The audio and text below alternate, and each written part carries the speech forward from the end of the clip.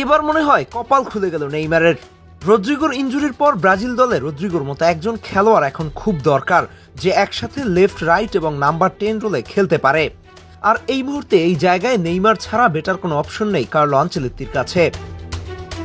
Brazilian বিখ্যাত সংবাদ মাধ্যম ইউএলও স্পোর্টসের কলামিস্ট পেদ্রো লোপেজ গতকাল এক কলামে লিখেন যে কার্লো আনচেলত্তির টিম নেইমারকে খুব নিবিড়ভাবে পর্যবেক্ষণ করছে।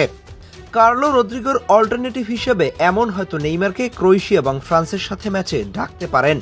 কিন্তু এই দুই ম্যাচে ডাক পেতে হলে নেইমারকে কি করতে হবে সেটাও কার্লো একটা আভাস দিয়ে রেখেছেন। ব্রাজিল দলে সুযোগ পেতে হলে নেইমারকে তার কনসিস্টেন্সির প্রমাণ দিতে হবে, এটাই কার্লো আনচেলত্তির first and foremost condition. Neymar তার লাস্ট দুইটা ম্যাচে বেশ কনসিস্টেন্স ছিলেন। লাস্ট ম্যাচে নেইমার জোড়া গোল করেছেন, লাস্ট দুইটা ম্যাচই নেইমার মাঠে ছিলেন পুরো 90 মিনিট। এখন নেইমারের সামনে ব্রাজিল দলে ডাক পাওয়ার উপযুক্ত হওয়ার জন্য সামনে মাত্র দুইটা সুযোগ আছে, কারণ কার্লো আনচেলত্তি ব্রাজিল দল ঘোষণা করবেন 16 তারিখ। এর আগে নেইমারের দল সান্তোসের খেলা আছে মাত্র দুইটা। 10 তারিখ মিরাসল এবং 15 তারিখ করিন্থিয়াসের সাথে খেলা আছে সান্তোসের। এই দুইটা ম্যাচে নেইমারকে শুধু পারফর্ম করলেই হবে না, গোল অ্যাসিস্ট করলেই হবে না, বরং তাকে ফিজিক্যালিও নিজেকে প্রমাণ করতে হবে যে নেইমার ফিজিক্যালিও ব্রাজিল জাতীয় দলে খেলার জন্য ফিট আছেন। যদি নেইমার এই জায়গায় সফল হতে পারেন তাহলে আসন্ন ক্রোয়েশিয়া এবং ফ্রান্সের সাথে হাই ভোল্টেজ দুইটা ফ্রেন্ডলি ম্যাচে ব্রাজিল দলে দেখা যেতে পারে নেইমার জুনিয়রকে।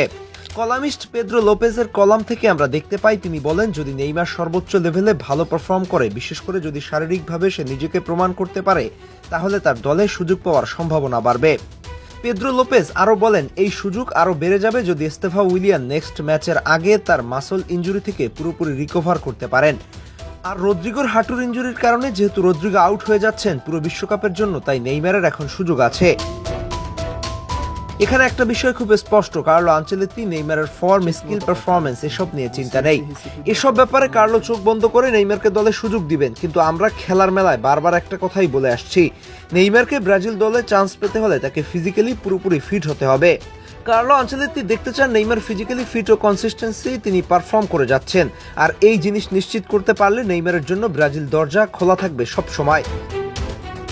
তবে একটা বিষয় আপনাদের বলে দিতে চাই, নেইমার যদি ফিজিক্যালি ফিট থাকেন আর ব্রাজিল দলে যদি রদ্রিগো কেন রোনালদিনহোরাও আবার ব্যাক করেন, তবুও নেইমার ব্রাজিল দলে জায়গা পাবেনই, এখানে কোনো প্রশ্ন নাই। নেইমারের দলে সুযোগ পাওয়াটা পুরোপুরি নির্ভর করবে তার ফিটনেসের উপর, কারো দলে থাকা বা না থাকার উপরে না। এখন নেইমার জুনিয়রকে আসলেই ব্রাজিল দলে ডাক পাবেন কিনা তা নির্ভর করছে নেইমারের উপরেই। আর নেইমারের ভাষায় আমরা এটাকে বলতে পারি, নেইমার সবসময় একটা কথা বলেন, 1% চান্স আর 99% বিশ্বাস, এই 1% চান্স আর 99% ফেইথ থেকে নেইমার কি ব্রাজিল দলে সুযোগ পাবেন সেটা সময় বলে দেবে। তবে দর্শক, আপনাদের কাছে প্রশ্ন, আপনারা নেইমারকে জাতীয় দলে দেখতে চান কিনা?